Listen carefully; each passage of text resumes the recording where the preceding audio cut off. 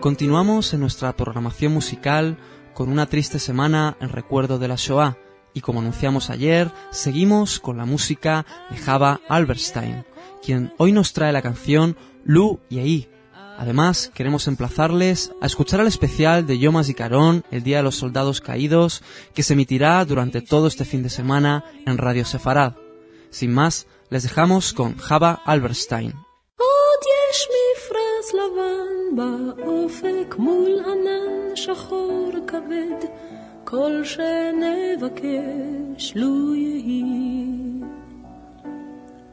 ואם בחלונות הערב אור נרות החג רועד כל שנבקש לו יהי לו יהי לו יהי אנא לו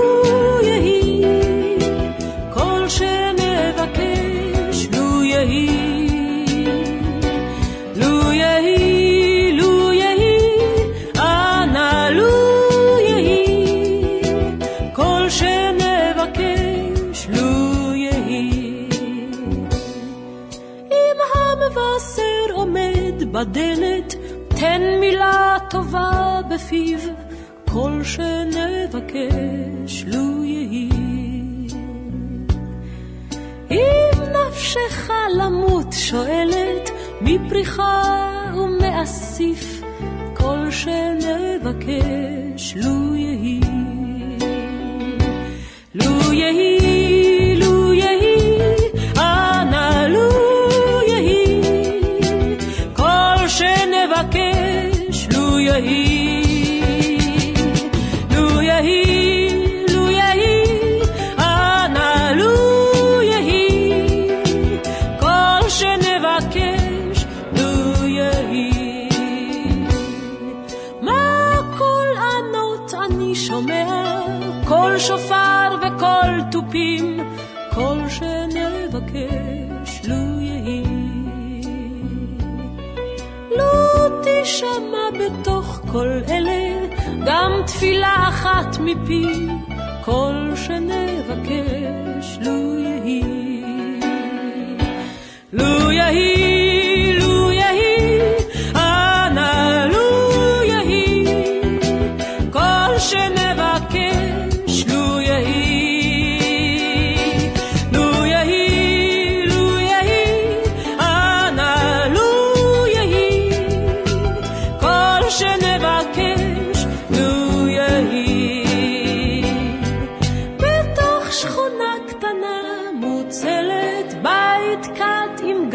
אדום כל שנבקש לו יהי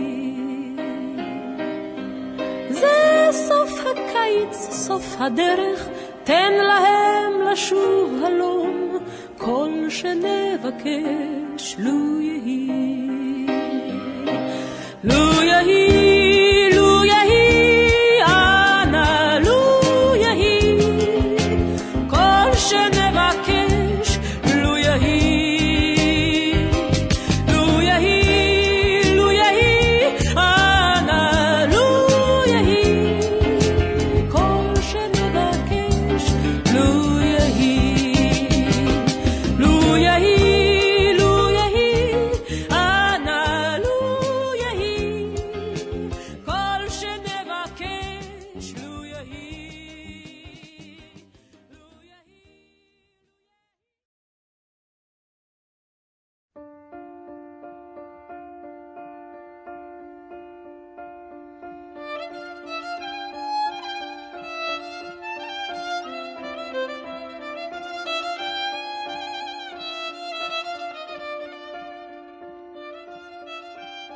Buenas tardes.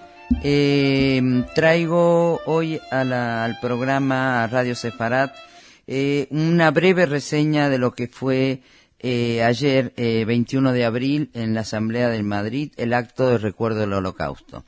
Ya este es el 5º año que se recuerda institucionalmente en la Asamblea de Madrid y este año hemos contado con la presencia de muchísimos diputados, senadores, de todos los partidos políticos y embajadores. El acto siguió más el programa que normalmente se ha hecho durante estos 5 años, muy bien presentado por Diego Carcedo, y la apertura estuvo a cargo de doña Concepción Dancausa, presidenta de la Asamblea de Madrid. Lo que quisiera resaltar y rescatar, después escucharemos sus palabras, es el encendido de las velas, que fue el momento más emocionante, que se encendieron 6 velas. La primera vela, Patricia Weiss, hija de Violeta Friedman, superviviente del Holocausto, por los 6 millones de judíos exterminados por los nazis. Por el 1,5 millones de niños aniquilados en las cámaras de gas, Karen Vitsina Fresco. Por las víctimas españolas asesinadas en los campos de concentración, Emiliano Pérez, que es un superviviente de Mauthausen y miembro de Amical Mauthausen, España, y por las víctimas del pueblo gitano y otros colectivos perseguidos por el nazismo, Alba Salazar Montoya, en representación de la Federación Romaní. Por los justos entre las naciones que arriesgaron sus vidas para salvar a los perseguidos, Blanca y Oliva Andrada Sanz-Briz, nietas del delegado de Asuntos Económicos de la Embajada de Hungría, que salvó a más de 5.000 judíos. Y por último, Ilse Kaufmann, también superviviente de la persecución nazi, por los supervivientes que encontraron en Israel un refugio donde reconstruir sus vidas, preservando su identidad. Los discursos corrieron a cargo, como ya dije, la apertura a cargo de la Concepción Dancausa, la presidenta de la Asamblea de Madrid, y luego intervino, luego de la parte religiosa y de lectura de textos, intervino en primer lugar el embajador de Israel, Víctor Arel, quien se refirió y centró su discurso en 2 ejes, una en la obligación de condenar el antisemitismo actual y el segundo, fomentar la memoria a través de la educación. El discurso de la presidenta de la Comunidad de Madrid fue el siguiente, doña Esperanza Aguirre, que ella recordó que ella estuvo en Estocolmo cuando se firmó los acuerdos para recordar en toda Europa un día dedicado al recuerdo del Holocausto, y que España todavía no ha trabajado ese tema a nivel de Estado. Y habló de que los políticos tienen la obligación de recordar el Holocausto, y citó a Finkielkraut, el filósofo francés, sobre el nuevo antisemitismo que está resurgiendo en Europa.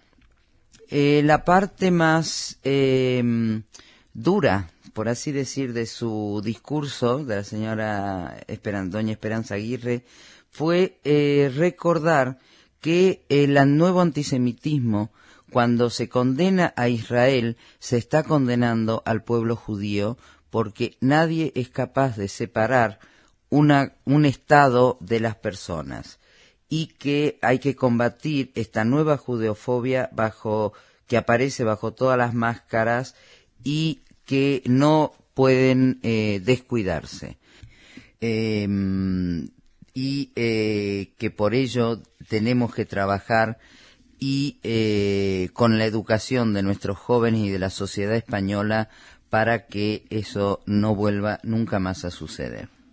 El último discurso, que fue el cierre del acto, estuvo a cargo de Jacobo Israel Garzón, presidente de la Comunidad Judía de Madrid, quien tuvo un especial recuerdo hacia los supervivientes de Amical Mauthausen, al colectivo gitano, y a los 8 o 9 cónsules españoles que ayudaron durante los años de la persecución de la 1939 o 33 al 45, salvando vidas de los judíos, y que siguen investigándose. El más conocido por nosotros es el Sanz-Briz, pero hubo muchos más.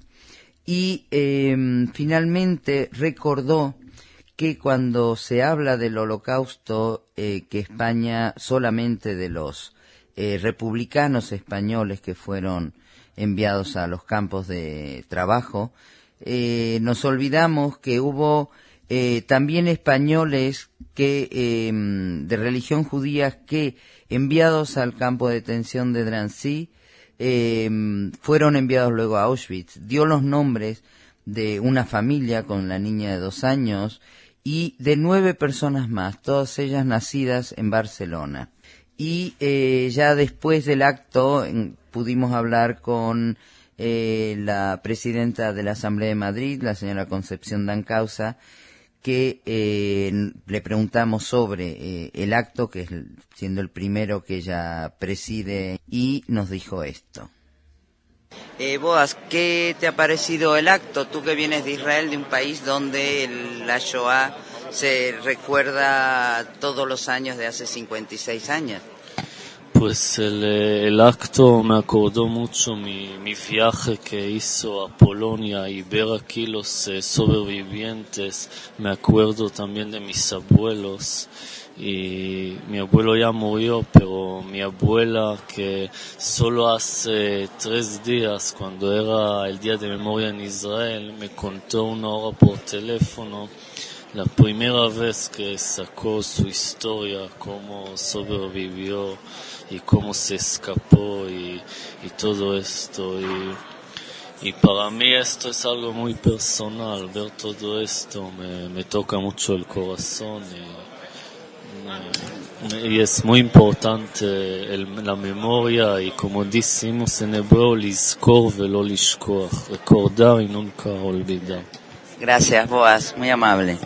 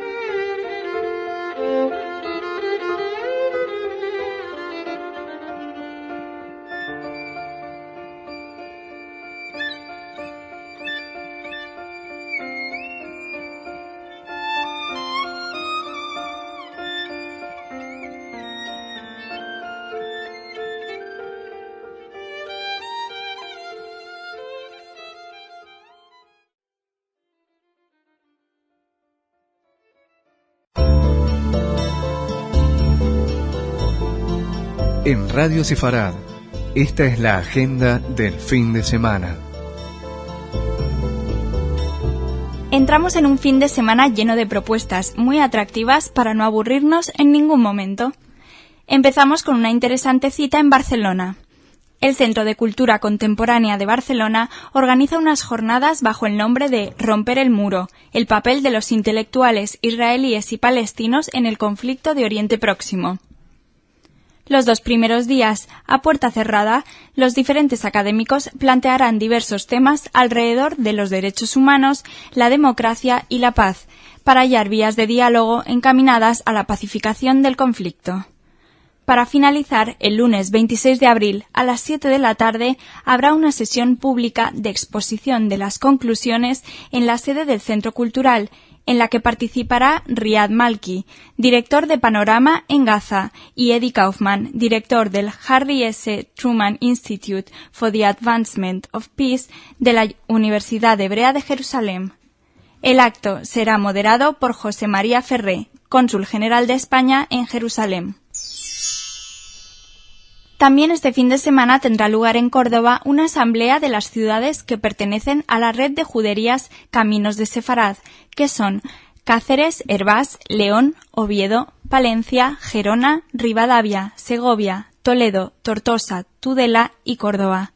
Esta última ciudad es la que en la actualidad preside la red de juderías. Allí se estudiarán los beneficios que puede suponer la reciente declaración de la Red de Juderías como itinerario cultural europeo, título que tiene en la actualidad el Camino de Santiago. Pasamos al ámbito del cine y nos situamos en Madrid, en la sede de Hebraica. Allí continúa este sábado el ciclo de películas en yiddish. En esta ocasión podremos disfrutar de Yidel Mint Fiddle, en versión original y con subtítulos en castellano. Una alegre comedia musical protagonizada por Molly Picon, cómica del teatro yiddish. La proyección será en la sede de Hebraica Madrid el sábado a las 9 de la noche. Más cine. El próximo lunes 26 de abril se proyectará A pesar de Treblinka, película uruguaya realizada en el año 2002 con dirección y guión de Gerardo Stavsky, que recrea la matanza de cerca de 900.000 judíos y 500 gitanos en ese campo de exterminio. La cita será a las 7:30 en la Sala Iberia de la Casa de América. No podemos concluir sin música.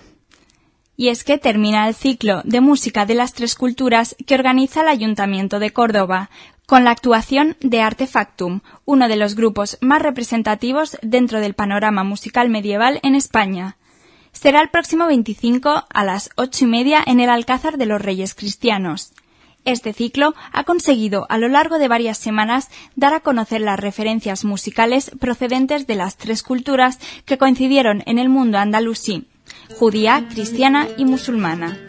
Para que se hagan una idea de lo que fue, les dejamos con uno de los grandes artistas que estuvieron en esta cita, Eduardo Paniagua, y su canción Non me mordas ya, Habibi, del disco Tres Culturas.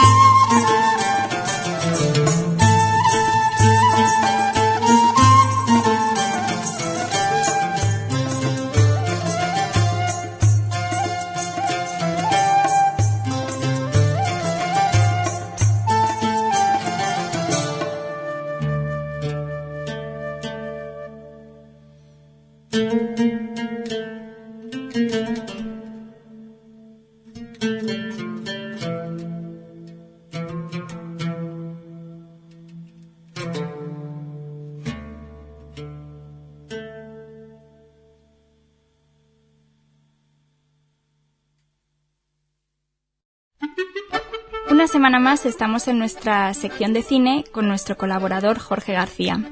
Esta vez nos vamos a Barcelona, ya que allí dentro de muy pocos días se va a desarrollar el Festival de Cine Judío en su 6ª edición. Empezará el 30 de abril y durará hasta el 8 de mayo. ¿No es así? Sí, pues este festival se desarrolla en el marco del Fórum de las Culturas 2004. Se celebra en la capital catalana bajo el nombre de Identidad Diversidad, mostrando los aspectos que conforman la identidad judía. Cuenta con el apoyo del Ayuntamiento de Barcelona, la comunidad judía de la ciudad y el Instituto francés en el que se proyectarán las películas. Algunas, como la alemana Aimee Jaguar, que cuenta la relación de amor entre dos mujeres, una judía y la otra esposa de un alto cargo del régimen nazi, que consiguió hace 3 años el premio de interpretación para sus 2 actrices en el Festival de Cine de Berlín. También la americana Promises, de la sudafricana Justine Shapiro, donde analiza el conflicto palestino-israelí a través de la mirada inocente de los niños, o también la estadounidense El Creyente, de Believer, historia real de un joven judío americano líder de una banda neonazi que mantiene una lucha interna contra la que es su verdadera identidad.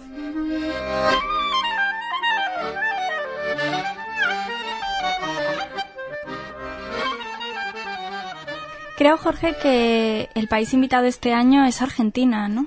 Sí, con una producción entre este país e Israel que se llama Asesino, una producción del año anterior, que trata el destino de los judíos desaparecidos durante la dictadura criminal de Videla.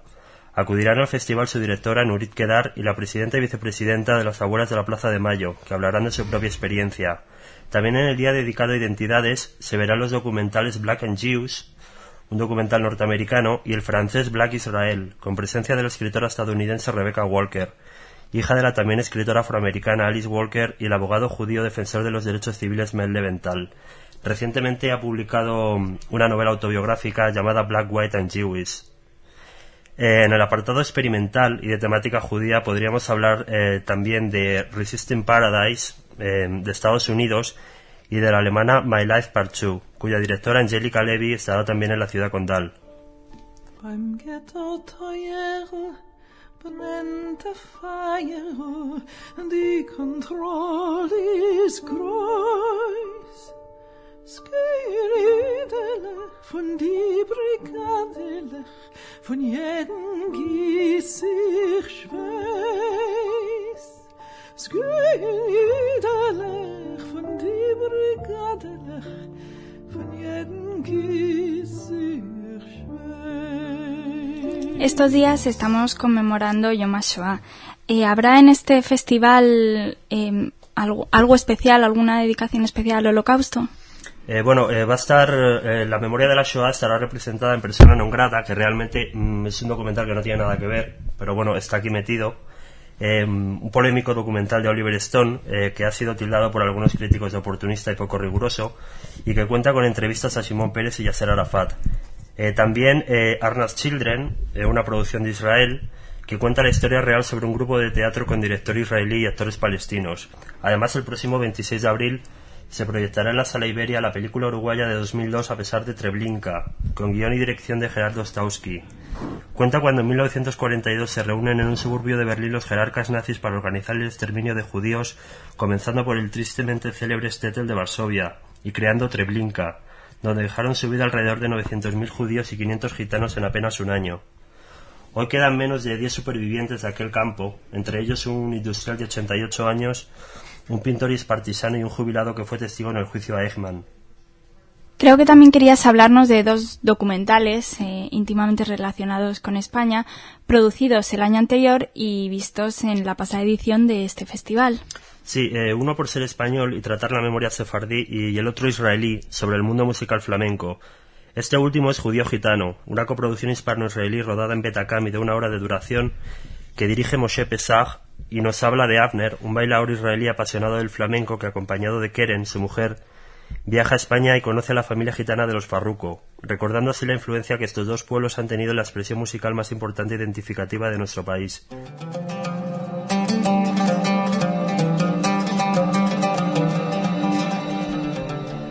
otro es el espléndido El último sefardí, de Miguel Ángel Nieto y Carlas Caparrós, un viaje físico interior a la memoria del pueblo sefardí desde su expulsión en 1492 hasta nuestros días, recorriendo las ciudades de Salónica, Estambul, Sarajevo o la exótica isla de Curazao, de la mano de Eliezer Papo, profesor de ladino en la Universidad Hebrea de Jerusalén. Hace algunos meses lo pudimos ver en la 2 de Televisión Española dentro del programa La Noche Temática, que bajo el tópico título de Regreso a Toledo abocaba parte de la historia y cultura de los judíos españoles. Se le agradece, al igual que se echa de menos la presencia de los sefardíes de Marruecos, que son mayoría en España, su seriedad en el tratamiento y su exhaustiva documentación, no cayendo en ese sentimentalismo fácil, folclórico, paternalista y rancio con el que se suele abordar este tema. Muchas gracias, Jorge, y te esperamos la próxima semana con nuevas novedades cinematográficas. Radio Sefarad, Universal Pictures Iberia invitan a la presentación de Broken Silence, una serie internacional de documentales que consta de 5 películas producidas por Survivors of the Shoah Visual History Foundation y dirigidas por distinguidos realizadores de 5 países. Se proyectará por primera vez en España uno de los documentales Yo recuerdo, del galardonado director polaco Andrzej Wajda, basado en testimonios de 4 supervivientes polacos del Holocausto, entremezclados con material actual de la Marcha por la Vida. Les esperamos el miércoles 28 de abril a las 8 de la tarde, en Planet Hollywood de Madrid, Plaza de las Cortes número 7. Esta semana leeremos 2 fragmentos de la Perashá, Tazria y Mexorá, y el denominador común de estos 2 fragmentos que leeremos del libro de Levítico es una enfermedad que el Pentateuco llama Nega Zarat, que textualmente se traduce como lepra, pero que en realidad, dijeron nuestros sabios y los comentaristas, dicen que no es una enfermedad que está relacionada con la piel, como la lepra comúnmente se conoce, sino es una enfermedad que tiene su origen a nivel espiritual. Nuestros sabios comentaron que el Negaxarat, o esta enfermedad, se produce cuando la persona habla una crítica destructiva. Entonces, en la época bíblica existía este tipo de enfermedad que venía a avisarte, unas manchas que surgían en la piel que te avisaban de que estabas en un estado de desequilibrio a nivel interior y había que dirigirse al sacerdote en el templo y él tenía que verificar estas manchas, si realmente eran unas manchas de la piel que tenían una enfermedad a nivel del cuerpo o si eran unas manchas que se producían como consecuencia del Negaxarat, que se producían por esta enfermedad espiritual, por este desequilibrio espiritual que se producía a través de la crítica destructiva. ¿Y qué había que hacer con esta persona? Había que alejarla durante 7 días del campamento para que se purificara. Hoy en día esta enfermedad ya desapareció. El Talmud comenta de que cuando se destruyó el primer templo, el Negaxarat ya dejó de ser enfermedad. Y la pregunta es, ¿por qué justamente esta enfermedad se manifiesta a través de estas manchas en la piel y por qué existía esta enfermedad en la época bíblica? ¿Es que acaso hoy en día ya no se habla de forma destructiva, no se habla de forma negativa? ¿Por qué justamente existía? Y nuestros sabios dicen que la transgresión más grave, según la Torá, es lo que se llama el Lashon Hara, es la crítica destructiva con un fin negativo. Lashon Hara quiere decir hablar mal de una persona gratuitamente, hacer una crítica negativa gratuita. Y el Talmud nos dice que el primer templo se destruyó porque habían 3 transgresiones principales. Una era derramamiento de sangre, otra era idolatría y otra era relaciones de incesto. Pero en la Lashon Hara, la crítica destructiva, está contrapesada contra todos estos preceptos. Y así también lo trae Maimónides en el libro de Mishneh Torah, en su libro de leyes judías, también trae que la transgresión más grave es la crítica destructiva. ¿Y por qué? Porque esta crítica destructiva está generada por el odio a otra persona. Si una persona ama a otra, no tiene por qué hablar mal para destruirla. Y ese odio que la persona tiene, que le lleva a hablar negativamente de otra persona, en la época del primer templo se manifestaba en la piel, se manifestaba en el cuerpo físico, y precisamente había que retirarlo durante 7 días del campamento, porque la persona que habla de una crítica destructiva negativa lo que pretende es separar a las personas. Por tanto, como lo que él pretendía era separarlos, se le separaba a él, para que él sintiera lo que es estar separado de la congregación. El hecho de que esta manifestación en la piel hoy en día no exista no quiere decir que el efecto negativo de la crítica destructiva no existe. Lo único que hoy en día, cuando el templo existía, había una mayor espiritualidad y de alguna forma se nos quería ayudar a sentir la consecuencia inmediata de esa crítica negativa. Es como una persona que va viajando en el coche y cuando le queda poca gasolina se le enciende la luz de la reserva. Si a la persona se le funde la luz de la reserva, él sigue viajando y va confiado, pero no por eso no existe el peligro de que se quede tirado en la carretera. Y ese es el motivo principal que nuestros sabios alegaron de que cuando se destruyó el templo, siendo que bajamos espiritualmente, se nos quitó el mérito de poder sentir la consecuencia de lo que es este habla negativa destructiva. Y aquí la Torá nos enciende una luz importante para que la persona tome conciencia de la importancia de la palabra y la importancia de pensar antes de hablar y antes de emitir una crítica destructiva gratuita.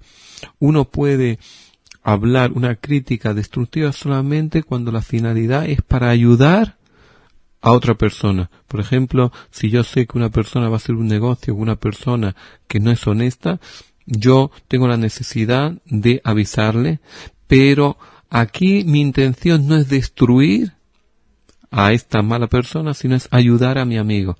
Pero cuando no hay ninguna finalidad positiva, la Torá nos prohíbe totalmente emitir una crítica destructiva gratuita.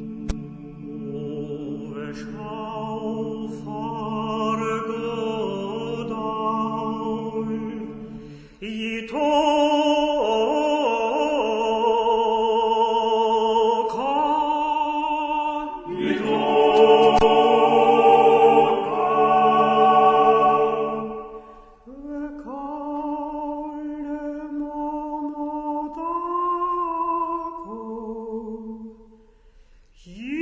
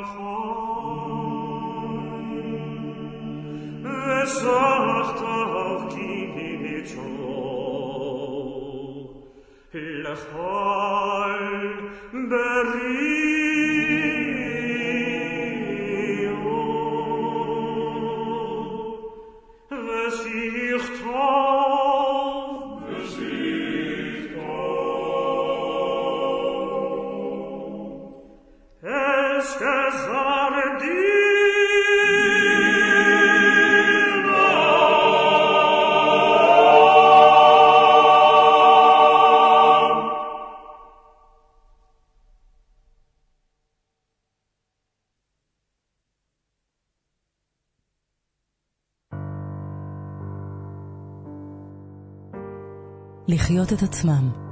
אומנים, מלחינים ומבצעים שירי נופלים. תוכנית מיוחדת ליום הזיכרון.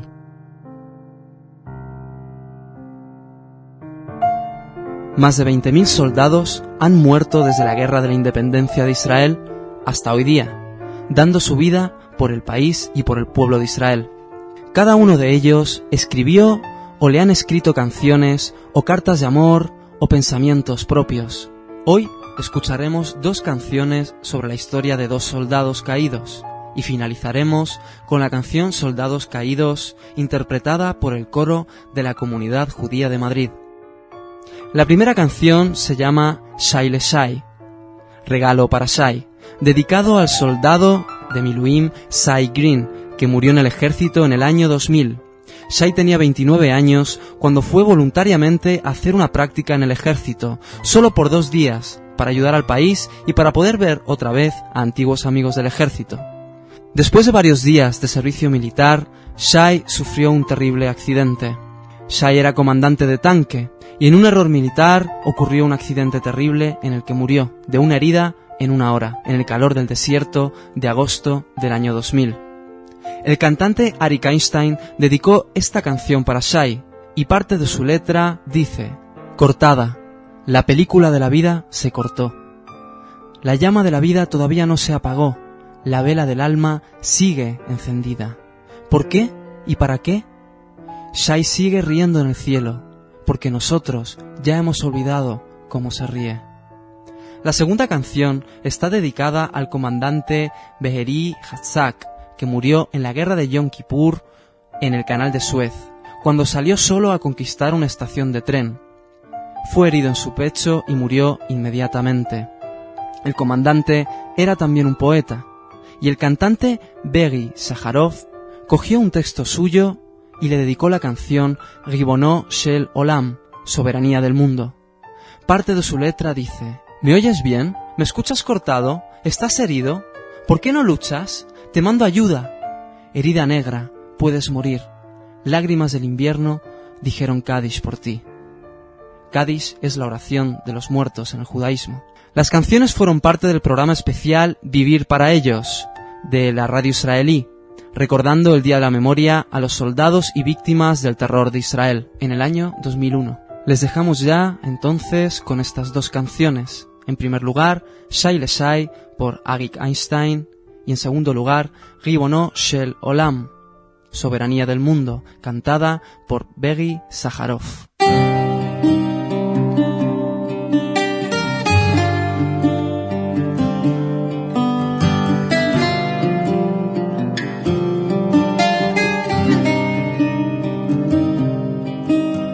יום ב' ו' בחודש אב שנת תש"ס תחלוף בדמי ימה 29 אביבי ואין מזור לכאבי כת סרט חיים נקטע הלהבה עדיין לא כבתה נר דולק נר נשמה על מה ולמה, על שום מה. שי לשי נקדיש זה השיר, והשמש תזרח וביחד נשיר. שי כמו תמיד תמשיך לחייך, כי אנחנו שכחנו כבר בשמיים מלאכים, לפניך שי מחייכים,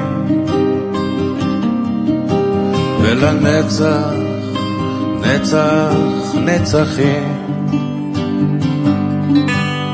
שי אותך רק משבחים.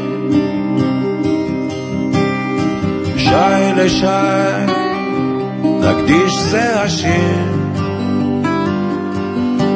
והשמש תזרח וביחד נשיר. שי כמו תמיד תמשיך לחייך, כי אנחנו שכחנו כבר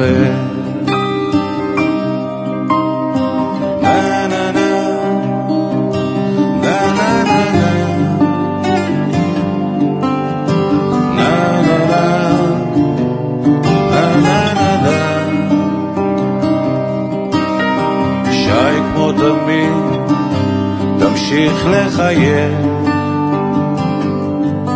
כי אנחנו שכחנו כבר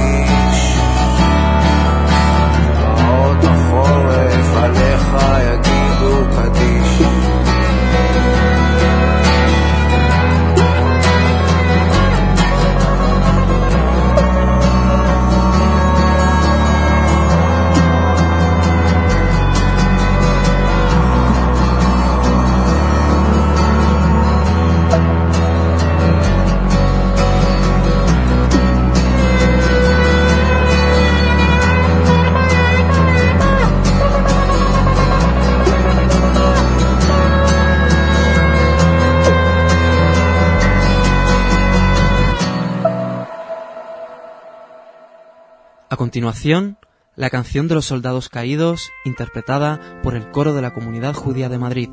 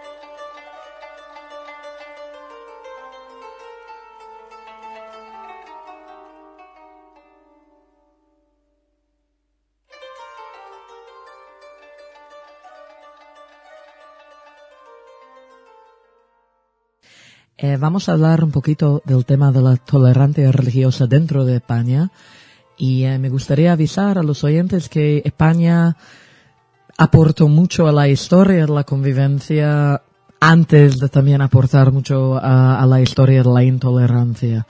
Hay dos personajes españoles, un judío y un árabe, que representan lo que era...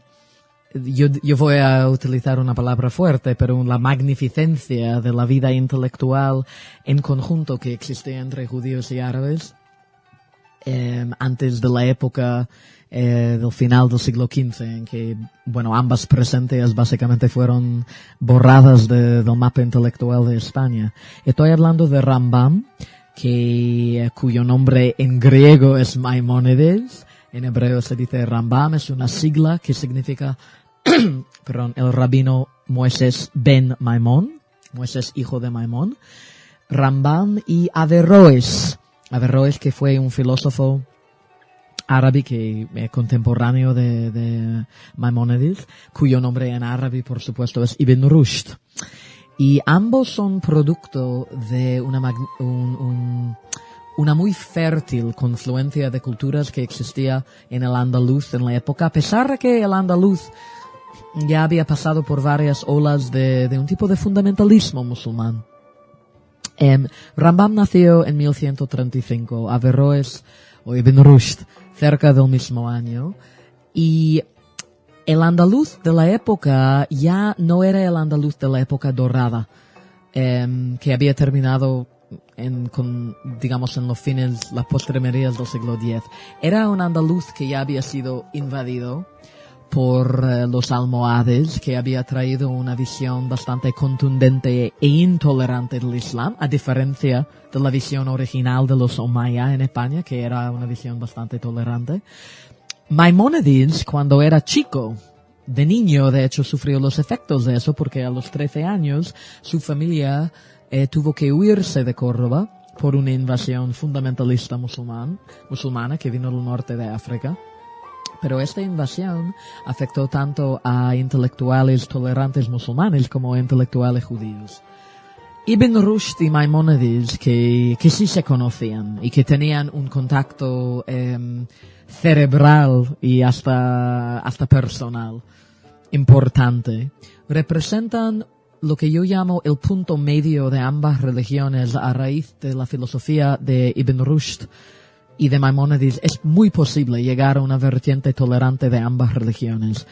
Quizá por el asunto de que tanto Averroes como Maimónides se caracterizaban por ser aristotélicos, y en la filosofía aristotélica, sin descontar el hecho de que aquella filosofía también tiene sus lacras, pero en la filosofía aristotélica existe el concepto del punto medio perfecto. El punto medio como ideal. que es un concepto que evita el extremismo. Voy a dar 2 ejemplos concretos de cómo tanto Maimónides como Ibn Rushd evitaban el extremismo en sus respectivas religiones por emplear el método aristotélico.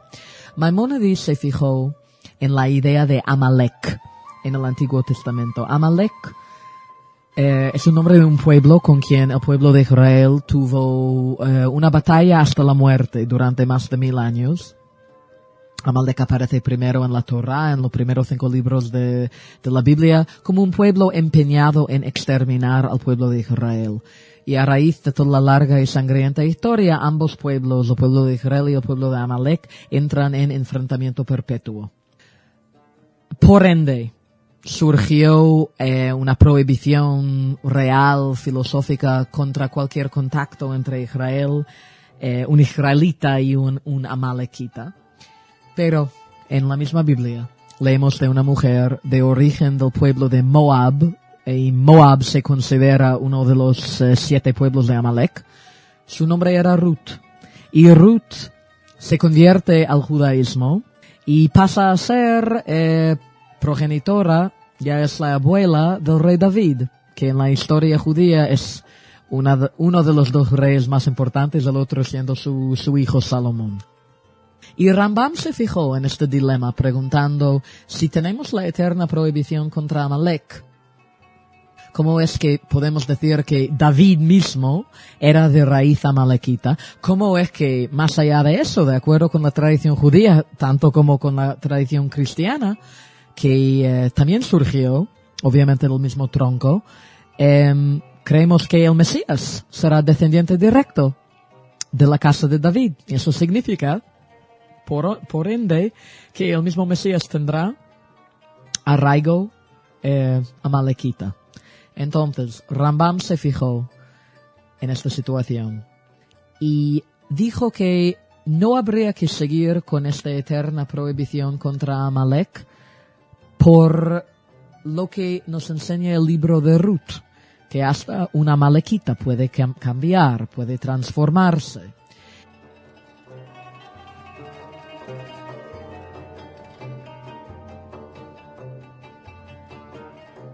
Si los oyentes creen que es una idea un poquito irrelevante, bueno, ya hasta en la época de Rambam, siglo XII, francamente no existían muchos amalequitas y mucho menos en Andalucía o Marruecos o Egipto, las tierras donde vivió el Rambam. ¿Qué importancia tendría? Pero sí tiene mucha importancia porque al anular la idea de la prohibición eterna contra Amalek, al transformar la idea y decir que había que luchar contra el Amalek de adentro, Rambam estaba eliminando filosóficamente el principio de un enemigo eterno. O sea que no hay enemigos eternos, la misericordia de Dios es ilimitada y al fin y al cabo también el enemigo más acérrimo, si se cambia, puede acceder a la bondad de Dios. Eso es un elemento muy importante.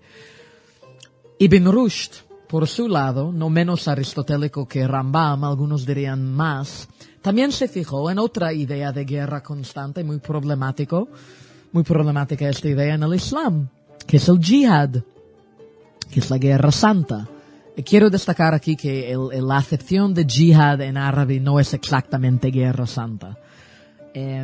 Pero hoy en día se interpreta, y también en aquella época se interpretó el jihad como la guerra santa que Mahoma también llevó a los demás pueblos de Arabia Saudita.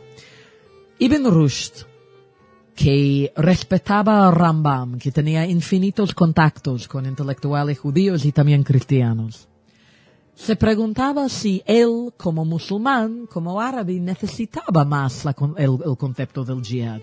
¿Por qué tendríamos que guerrear contra otros pueblos si también es posible la convivencia? Y más allá de eso, si es que Allah, el supremo creador, nos creó a todos, ¿por qué deberíamos designar a cierta rama de la creación al exterminio? Y Ibn Rushd, también muy influenciado por Maimónides, llegó a la conclusión de que lo que sucedió en la primera época del jihad, que es la primera época de la extensión del Islam, representó una situación histórica de lucha, igual como Maimónides dijo que las tensiones entre judíos y amalequitas descritas en la Biblia también representaban una realidad histórica. Pero Averroes, Ibn Rushd, también llegó a la conclusión de que el Islam ya no estaba viviendo la misma época y que en su época el jihad podría transformarse en herramienta de lo que él llamaba, y lo que hoy en día también los místicos musulmanes, que no son fundamentalistas, gente sumamente tolerante, se llaman los sufíes, lo que ellos llaman el jihad interno. O sea, yo lucho no contra otro, sino contra las malas tendencias mías. Y la guerra más profunda y la guerra más contundente es la guerra que llevo a mí misma, para derrotar mis malos instintos.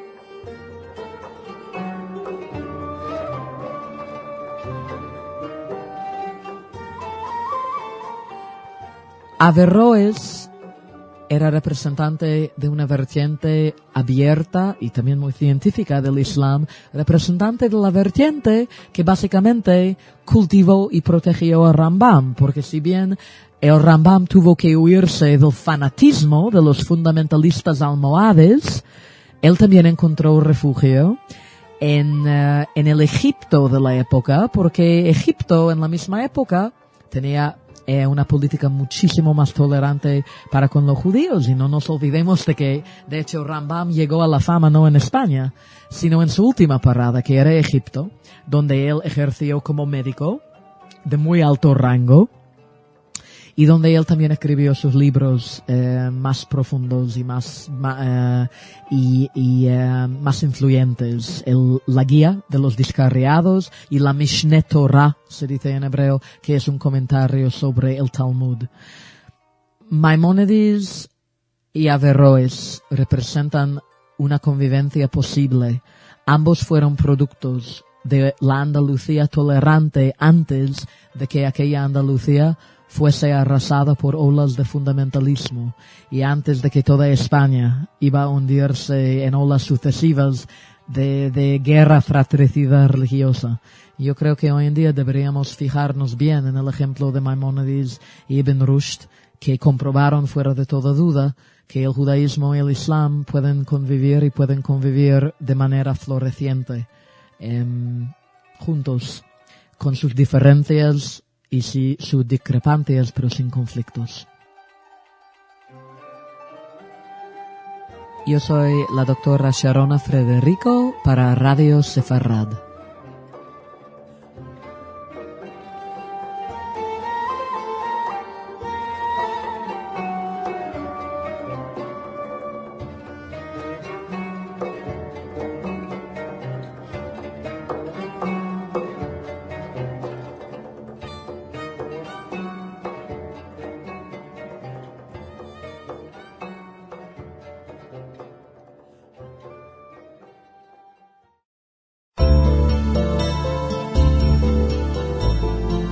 En Radio Sefarad, esta es la agenda del fin de semana. Entramos en un fin de semana lleno de propuestas muy atractivas para no aburrirnos en ningún momento. Empezamos con una interesante cita en Barcelona. El Centro de Cultura Contemporánea de Barcelona organiza unas jornadas bajo el nombre de Romper el Muro, el papel de los intelectuales israelíes y palestinos en el conflicto de Oriente Próximo. Los 2 primeros días, a puerta cerrada, los diferentes académicos plantearán diversos temas alrededor de los derechos humanos, la democracia y la paz, para hallar vías de diálogo encaminadas a la pacificación del conflicto. Para finalizar, el lunes 26 de abril, a las 7 de la tarde, habrá una sesión pública de exposición de las conclusiones en la sede del Centro Cultural, en la que participará Riyad Malki, director de Panorama en Gaza, y Eddie Kaufman, director del Harry S. Truman Institute for the Advancement of Peace de la Universidad Hebrea de Jerusalén. El acto será moderado por José María Ferré, cónsul general de España en Jerusalén. También este fin de semana tendrá lugar en Córdoba una asamblea de las ciudades que pertenecen a la red de juderías Caminos de Sefarad, que son Cáceres, Hervás, León, Oviedo, Palencia, Gerona, Rivadavia, Segovia, Toledo, Tortosa, Tudela y Córdoba. Esta última ciudad es la que en la actualidad preside la red de juderías. Allí se estudiarán los beneficios que puede suponer la reciente declaración de la red de juderías como itinerario cultural europeo, título que tiene en la actualidad el Camino de Santiago. Pasamos al ámbito del cine y nos situamos en Madrid, en la sede de Hebraica. Allí continúa este sábado el ciclo de películas en yiddish. En esta ocasión podremos disfrutar de Yidel Mint Fiddle, en versión original y con subtítulos en castellano. Una alegre comedia musical protagonizada por Molly Picon, cómica del teatro yiddish. La proyección será en la sede de Hebraica Madrid el sábado a las 9 de la noche. Más cine. El próximo lunes 26 de abril se proyectará A pesar de Treblinka, película uruguaya realizada en el año 2002 con dirección y guión de Gerardo Stavsky, que recrea la matanza de cerca de 900.000 judíos y 500 gitanos en ese campo de exterminio. La cita será a las 7:30 en la Sala Iberia de la Casa de América. No podemos concluir sin música. Y es que termina el ciclo de música de las tres culturas que organiza el Ayuntamiento de Córdoba, con la actuación de Artefactum, uno de los grupos más representativos dentro del panorama musical medieval en España. Será el próximo 25 a las 8:30 en el Alcázar de los Reyes Cristianos. Este ciclo ha conseguido a lo largo de varias semanas dar a conocer las referencias musicales procedentes de las tres culturas que coincidieron en el mundo andalusí, judía, cristiana y musulmana. Para que se hagan una idea de lo que fue, les dejamos con uno de los grandes artistas que estuvieron en esta cita, Eduardo Paniagua, y su canción Non me mordas ya, Habibi, del disco Tres Culturas.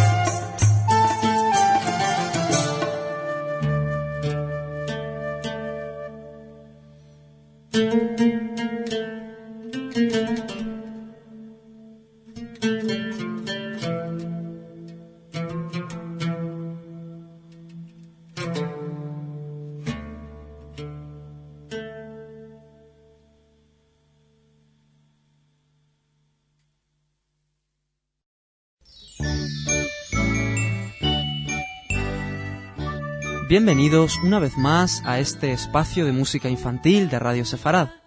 Hoy les traemos otras dos canciones como ya les tenemos acostumbrados, Al Jaque y Etzba Otli. Esperamos que los más peques disfruten con estos temas.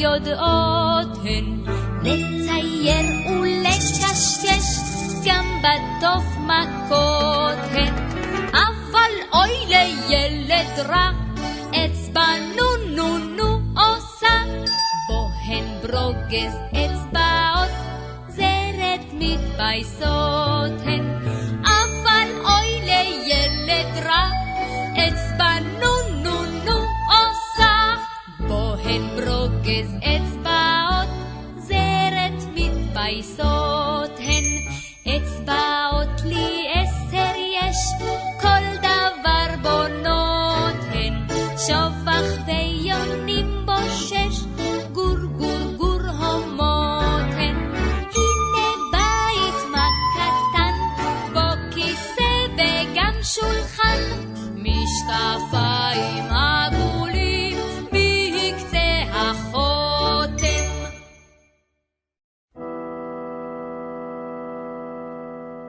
Hace 56 años nacía el Estado de Israel. Hemos querido celebrar este nacimiento con la lectura de unos fragmentos de su Declaración de Independencia. Eretz Israel, tierra de Israel, fue el lugar de nacimiento del pueblo judío. Aquí toma forma su identidad espiritual, religiosa y política. Aquí obtuvieron por vez primera un Estado. Crearon valores culturales de importancia nacional y universal y aportaron al mundo el libro de los libros. En el año 5657, 1897, en el requerimiento del padre espiritual del Estado judío, Theodor Herzl, el primer congreso sionista convino y proclamó el derecho del pueblo judío a su renacimiento nacional en su propio país. Este derecho fue reconocido en la Declaración de Balfour de 2 de noviembre de 1917 y reafirmado en el mandato de la Liga de Naciones, que en concreto sancionó la conexión histórica entre el pueblo judío y Eretz Israel y el derecho del pueblo judío a rehacer su casa nacional.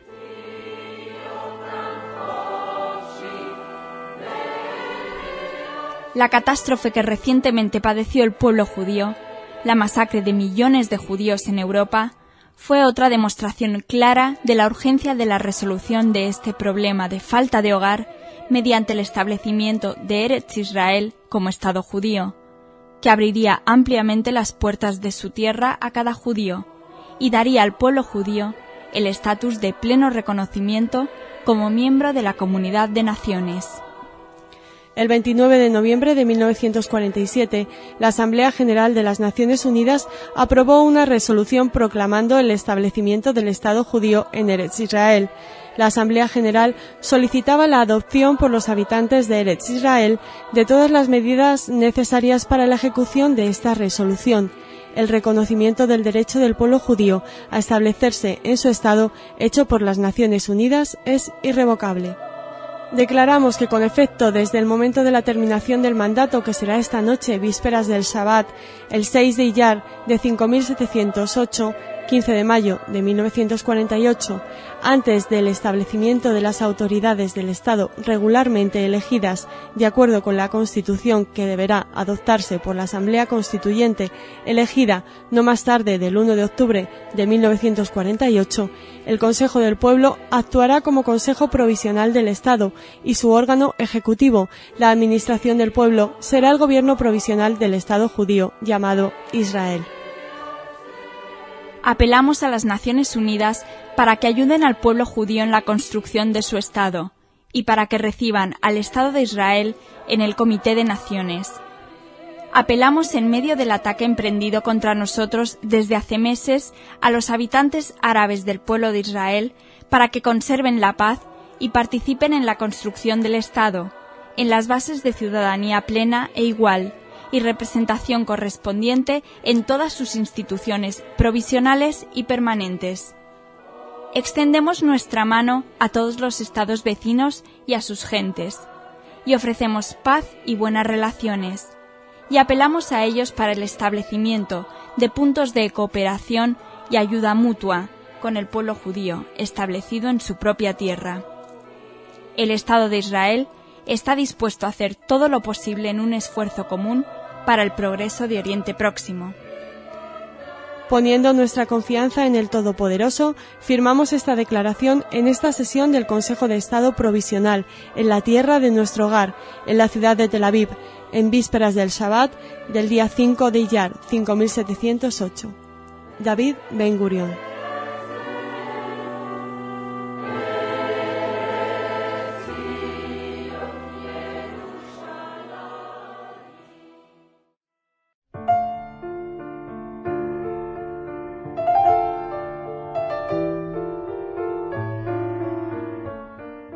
Con motivo del 56 aniversario de la creación del Estado de Israel, nos parecía oportuno aquí en Radio Sefarad intentar rescatar la historia de este himno y a su compositor, Naftali Herzl Imber, autor de la Tikva, una obra que fue pergeñada varias décadas antes del resurgimiento del pequeño gran país en 1948. A continuación, os relataremos una breve historia tanto de esta obra como de su autor. Los himnos suelen tener una larga tradición. Los Tehilim, los salmos, bien pueden ser considerados como otros tantos himnos de alabanza a la divinidad. Una nación que surge a la faz de la tierra transfiere al poeta para la tarea de componer una obra que pueda operar como símbolo. Pero también hay otros himnos, los que han sido compuestos como meros poemas. El poema Atikva lo escribió nada más que un hombre, pero el autor del himno es una multitud de hombres y mujeres que en distintos sitios del mundo lo adoptaron como propio, ignorando completamente la procedencia de esta canción. Cuando el primer Congreso Sionista cerraba sus sesiones en Basilea en 1897, los concurrentes, a propuesta del doctor David Wolfson, entonaron el poema llamado Atikva, la esperanza. La propuesta fue aceptada con la espontaneidad con que se acepta un hecho natural. Tantas veces habían entonado la canción de la esperanza que antes de ser consagrada como himno del movimiento sionista, incluso antes de que dicho movimiento surgiera, ya había quedado marcado el destino de la canción. En el 18 Congreso Sionista, en 1933, se decidió que el poema fuera consagrado como himno del movimiento. Tras la fundación del Estado de Israel, la Knesset, el Parlamento israelí, lo proclamó como himno nacional. También la música de este himno es casi anónima. Las investigaciones eruditas han hallado más de 10 canciones populares que pudieran haber servido de base al himno. Los temas van desde la oración del rocío de los judíos sefardíes hasta el poema sinfónico. Pero ¿quién era el escritor al que el pueblo le debía esta letra? El poema había sido compuesto en Palestina. Se llamaba Tikvateinu, que significa nuestra esperanza. y formaba parte de un libro en hebreo editado por el joven Naftali Herzl Imber en 1882. En la colonia Rishon LeZion, el muchacho se lo leyó a sus compañeros, y uno de ellos, se cree que quizás fuera Samuel Cohen, lo escuchó. Cuando lo repitió al día siguiente, ya tenía la música. El Tikvateinu se transformó en Atikva, es decir, de nuestra esperanza se devino en la esperanza. La imagen de este poeta, de larga cabellera gris, es la imagen del poeta arruinado que porta en sus bolsillos los apuntes de una obra maestra, que tolera solo mediante el alcohol la carga innoble del mundo. Es casi emblema del poeta heroico. Sacrifica en una vida desdichada las comodidades posibles de una existencia burguesa. Y conforme al símbolo, Imber fue bautizado justamente como el rey de la bohemia judía. Pero esta bohemia, si es judía, no es pura bohemia de espíritus solitarios y aislados. Es la bohemia de un pueblo que comienza a anhelar un solar propio, ya cansado de ambular por el este y por el oeste. Imber fue sionista antes incluso del sionismo. Cuando el sionismo se constituyó en Basilea, él ya había abandonado Palestina, intentando el último sitio que le faltaba para compendiar la migración judía del siglo, los Estados Unidos. Pero este país fue el lugar de su derrumbe espiritual. Tampoco allí pudo afincarse. Durante el día recorría los pueblos dictando conferencias sobre mística judía, y de noche no podía prescindir del alcohol. Imber se concebía a sí mismo como resumen y esencia del judaísmo. La comprensión provocadora y profética de sí mismo y de su pueblo lo llevó a proclamarse sionista.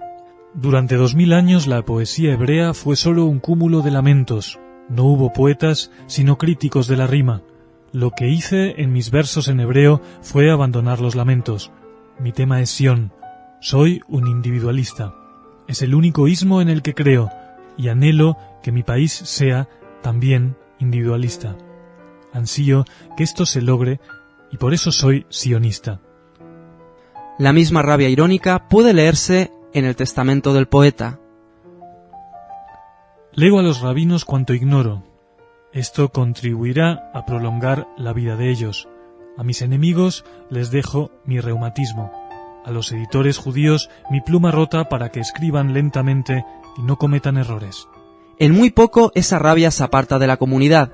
Incluso el testamento está destinado íntegramente a la comunidad con la que conflictivamente se había identificado.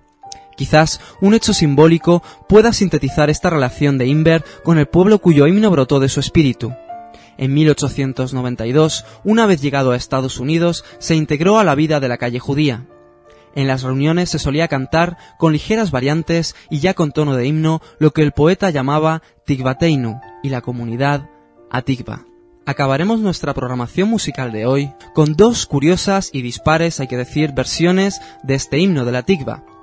La primera que oirán corre a cargo del gran cantante de la chanson francesa, Enrico Macías. Está llena de emoción y le acompaña una excelente orquestación. La siguiente es mucho más moderna. Está cantada por el compositor judío argentino, educado en Israel, Yori Liker.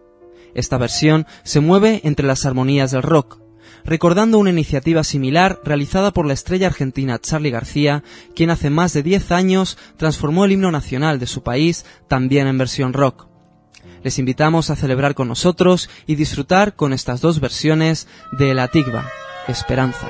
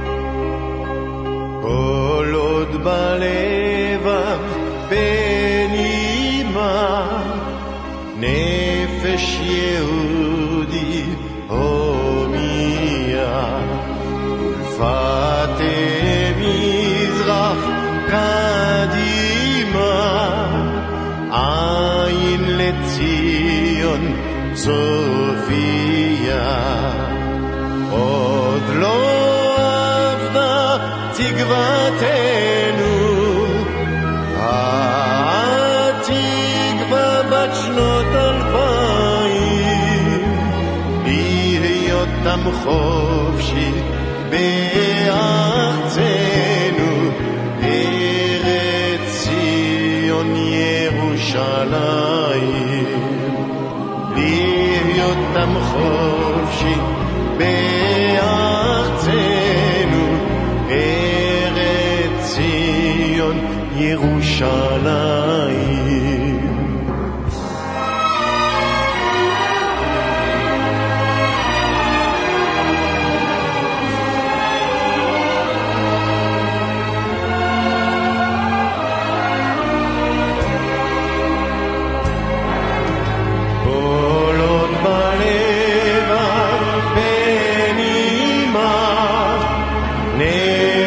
יהודי הומיה ולפתי נזרח קדימה, עין לציון צופיה.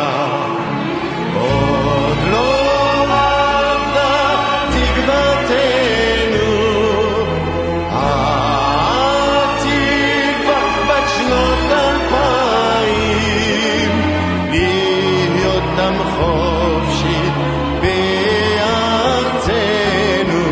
ארץ ציון ירושלים.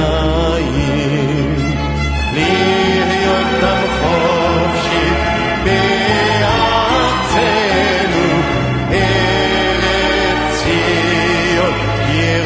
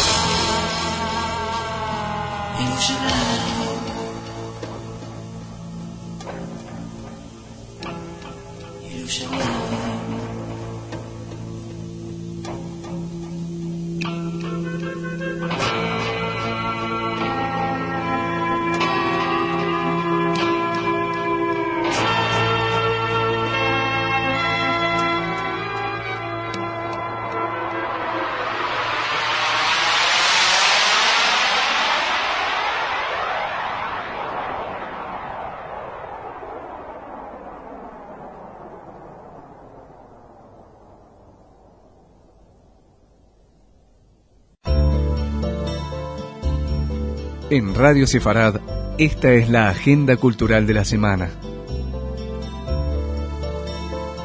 La semana ha empezado alegre, con la celebración de Yom Ha'atzmaut.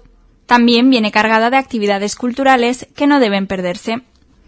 Empezamos con el gran evento de este fin de mes. Se trata del Festival de Cine Judío de Barcelona, en su 6ª edición. Este año se presentan más de 25 películas nunca estrenadas en España y se han dispuesto días temáticos que completan las proyecciones con mesas redondas y conferencias. Las proyecciones tendrán lugar en el Instituto Francés de la ciudad condal y las actividades comenzarán el próximo viernes 30 de abril. Radio Sefarad les dará detallada cuenta de todas las citas que allí se produzcan cada día hasta el 8 de mayo, fecha en la que concluirá el festival con la elección de las películas ganadoras. Continuamos con el curso en el Centro de Estudios Judio-Cristianos de Madrid, dentro de su 2º seminario que analiza las relaciones judío-cristianas a lo largo de la historia.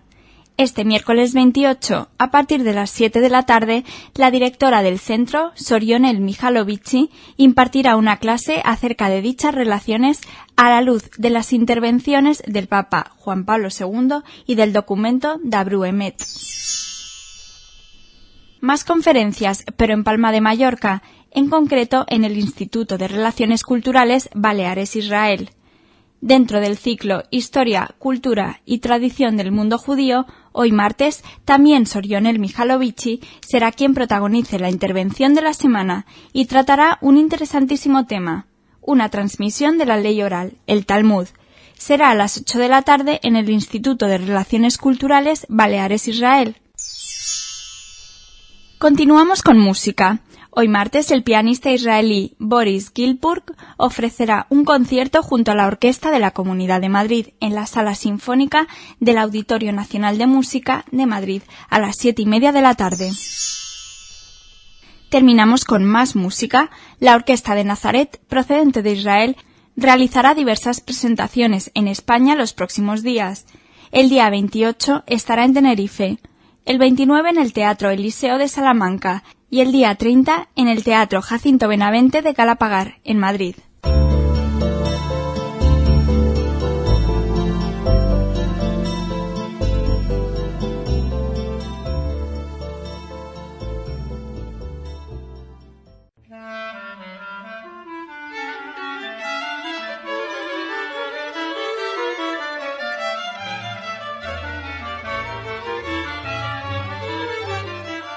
Los colores de esta semana han cambiado respecto a la semana pasada, pues si los anteriores programas estaban llenos de recuerdo, melancolía, tristeza y dolor, con motivo del recuerdo de la Shoah y el Día de los Soldados Caídos, Yom HaZikaron, esta semana nos vestimos de fiesta por la celebración de la independencia del Estado de Israel, que hoy cumple la todavía joven edad de 56 años. Y lo haremos de la mano de una tradicional música judía klezmer, originaria del este de Europa, y en esta ocasión interpretada por el grupo The Chicago Klezmer Ensemble. La canción que oirán se titula Rumeinischer Bulgaris y es una alegre canción de bodas.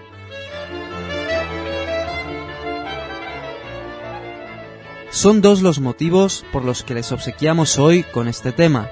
El primero es el hecho de que la música klezmer, como el Estado de Israel, guardan la simetría que ha caracterizado la historia del pueblo judío, llena de dolores y alegrías.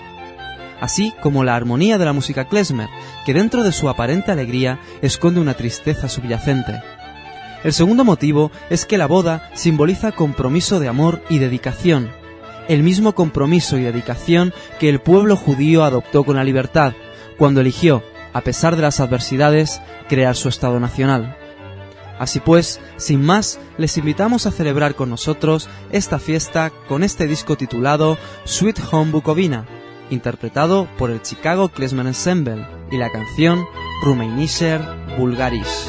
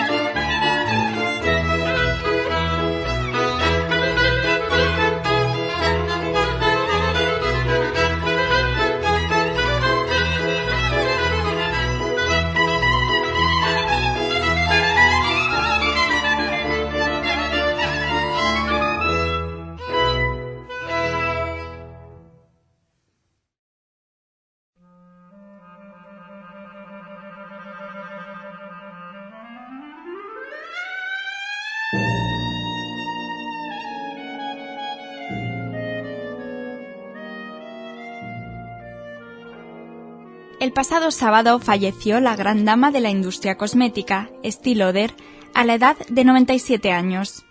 Lauder deja atrás una empresa que incluye la firma Clinique, que en 2003 tenía un valor aproximado de $10.000 millones.